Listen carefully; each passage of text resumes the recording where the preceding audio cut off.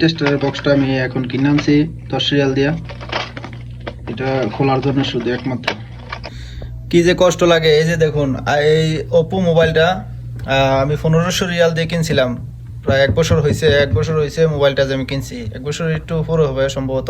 তো মোবাইলটা কিনছি, কিন্তু হঠাৎ আজকে হ্যাং করেছে, এখন কাজই করে না একবারে। মানে এমন অবস্থা হয়েছে, বদ্ধ হয় না, তারপরে লক হয় না, মানে কিছুই চলতেছে না, একদম হ্যাং হয়ে গেছে মোবাইল।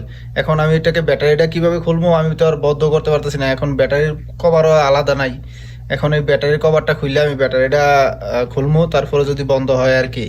তো দেখুন আমি কিভাবে বন্ধ করি আর ব্যাটারিটা কিভাবে খুলি। ঢাকনাটা খুলে নিলাম, আর এই ঢাকনাটা খুলতে আমার একটু কষ্ট হয়েছে, কারণ কি এই ঢাকনাটা ছিল একদম ঘাম দিয়ে লাগানো, আর এই ঘামটা উঠানোর জন্য একটা ব্লেড দিয়ে আমাকে অনেকটা সময় নিয়ে খুলতে হয়েছে। এই ফার্স্ট টাইম আমি এই মোবাইলটা আমার খুলতেছি, কি করবো এখন। দেখা গেছে এটা এমন একটা সমস্যা হয়েছে, এটা কল্পনার বাইরে। আমি কখনো ভাবি নাই যে এই সমস্যাটা দেখা দেবে এটা।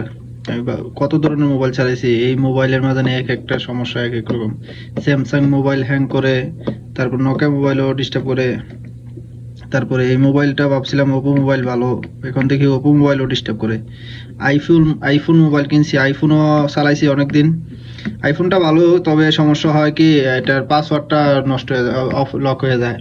অনেক সময় দেখা গেছে পাসওয়ার্ড, এই আইকোড পাসওয়ার্ডটা ভুলে ফরগেট হয়ে যায়, মানে অটোমেটিক অফ হয়ে যায়। এটা দিলে পাসওয়ার্ডটা আর আইয়ে না, অনেক ঝামেলা আর কি।